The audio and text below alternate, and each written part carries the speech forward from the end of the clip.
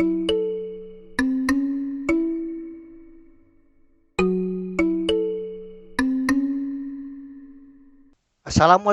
warahmatullahi wabarakatuh. Salam KW untuk Anda. Kujadikan masalah sebagai peluang dan tantangan dalam setiap kajian. Itu menjadi moto kami. Kita bersama di channel Kandaga Winaya untuk memahami masalah dalam fenomena sebagai realitas, harapan, maupun kesenjangan. Skemata, modus otoritas, serta riset menjadi landas tumpu kami dalam memahami fenomena sebagai satuan topik bahasan channel Kandaga Winaya. Di kesempatan ini, topik bahasan difokuskan kepada konstruk teks eksposisi analitis. Nah, ini dilatar belakangi oleh anggapan bahwa teks eksposisi analitis diperlukan dalam transaksi pesan antar partisipan sehingga partisipan harus memiliki pemahaman perihal konstruk teks eksposisi analitis. Masalah dalam hal ini dirumuskan bahwa teks eksposisi analitis memiliki konstruk berbeda dengan teks eksposisi hortatory, sehingga perbedaan tersebut menjadi masalah bagi partisipan dalam bertransaksi pesan. Jadi urgenitas tadi dan masalah ini menjadi latar belakang pembahasan topik ini, yaitu konstruk teks eksposisi analitis. Nah, selanjutnya kita lihat bahwa analisis dipandang sebagai sebuah kegiatan penalaran melalui mekanisme psikofisik dan strategi produktif terhadap suatu fenomena. Jadi, penalaran menjadi kunci utama untuk melakukan kegiatan analisis dengan memberdayakan mekanisme psikofisik dan strategi produktif terhadap sebuah fenomena. Sehingga partisipan atau individu dapat melakukan serangkaian kegiatan untuk menemukan pesan untuk dikomunikasikan di dalam interaksi antar partisipan di suatu konteks interaksi. Nah, selanjutnya kita lebih pahami lagi bahwa analisis dipandang sebagai aktivitas memilih, memilah, dan menyusun unsur atau pola dari suatu fenomena. Jadi, ketika seseorang melakukan penalaran melalui mekanisme psikofisik dan strategi produktif terhadap suatu fenomena, dia akan melakukan aktivitas memilah, memilih, dan menyusun unsur-unsur atau pola dari fenomena tadi. Nah, selanjutnya hasil analisis dari partisipan terhadap suatu fenomena itu akan dikomunikasikan di dalam suatu interaksi dengan menggunakan media bahasa.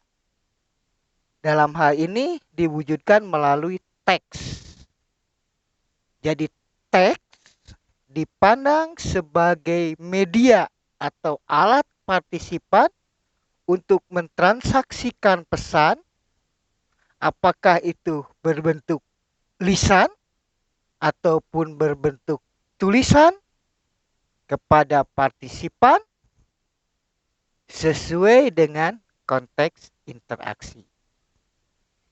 Salah satu bentuk teks dalam konteks ini, partisipan bisa menggunakan teks eksposisi analitis. Artinya, teks berfungsi sebagai media transaksi pesan oleh partisipan diwujudkan dalam genre atau jenis teks eksposisi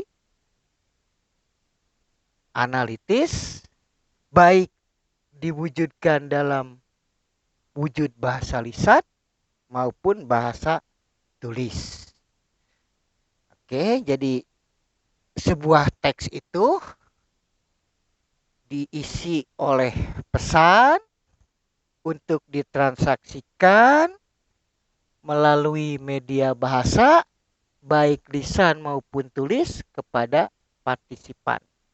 Salah satu isi dari pesan itu bisa berisikan tentang hasil analisis, artinya memilih-memilah dari suatu fenomena, nanti berisikan unsur ataupun pola. Disampaikan melalui bahasa. Jadi, kita bisa memandang bahwa teks eksposisi ditandai oleh adanya pesan dari hasil analisis dari suatu fenomena. Oke, jadi hasil analisis, apakah itu hasil memilih, memilah, menyusun unsur maupun pola dari suatu fenomena, maka akan menghasilkan teks eksposisi analitis. Nah ini, jadi kalau kita gambarkan, ada pesan, pesannya itu berdasarkan hasil analisis, hasil memilih, memilah, dan menyusun unsur ataupun pola dari suatu fenomena, ditransaksikan, dan media transaksinya bisa menggunakan teks eksposisi analitis. Nah, selanjutnya kita lihat struktur teks dari eksposisi analitis. Nah, di sini sebuah teks eksposisi analitis itu harus diawali dengan adanya thesis statement, yaitu pernyataan tentang topik bahasan. Jadi harus dibuat dulu thesis statementnya perihal topik bahasan, dan itu diwujudkan dalam sebuah konstruk atau susunan kalimat lengkap. Misalkan,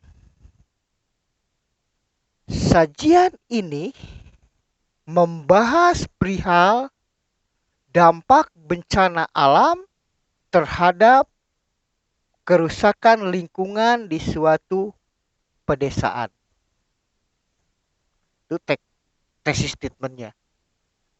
Nah, terus dibuatlah analisis, memilah, memilih, menyusun unsur dan hubungan atau pola, digunakan untuk menjelaskan tesis statement tadi. Maka struktur kedua, setelah ada tesis statement, jelaskan dengan argumen penjelas untuk tesis statement. Oke. Berdasarkan fakta, sumber, maupun data-data di lapangan.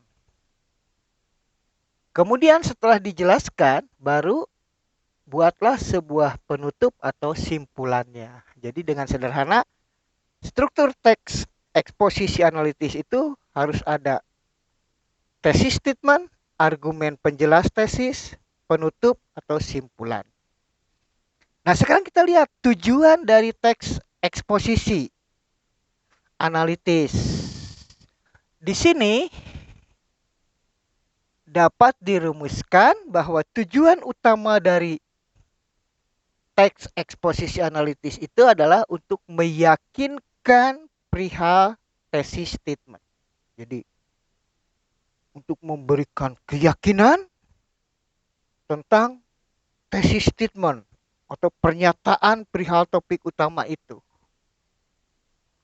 dengan bersumberkan kepada skemata, modus otoritas maupun riset. Jadi untuk meyakinkan tesis statement itu harus didukung oleh argumen-argumen atau penjelas-penjelas, bisa berdasarkan pengetahuan pengalaman individu atau pengetahuan pengalaman di luar individu orang lain atau berdasarkan hasil research. Nah, selanjutnya kita lihat bagaimana perumusan area isi dari teks eksposisi analitis tadi. Nah, pertama, perumusan area isi dari teks eksposisi analitis itu harus diawali dengan menentukan topik bahasan. Ditentukan dulu topik bahasannya. Setelah itu rumuskan tesis statementnya. Kemudian jelaskan tesis statement dengan menggunakan argumen-argumen dan wujudkan melalui penggunaan aspek kebahasaan maupun laras bahasa. Nah, jadi perumusan area isi dari sebuah teks eksposisi analitis itu harus dibuat topik bahasan dulu. Nah, topik bahasan itu dari mana ditentukan? Yaitu dari adanya tujuan, adanya maksud, adanya tema, adanya konteks komunikasi. Jadi ukuran sebuah topik bahasan itu perlu dipertimbangkan dari maksud, tujuan, tema, maupun konteks komunikasi atau transaksinya. Kemudian turunkan menjadi tesis statement. Buatlah sebuah kalimat pernyataan tentang topik bahasan tadi. Setelah itu tuangkan dengan argumen-argumen penjelas ke dalam sebuah teks. Nah, dengan cara menggunakan aspek kebahasaan maupun laras bahasa, maka jadilah perwujudan teks eksposisi analitis. Nah, jadi sangat sederhana gitu.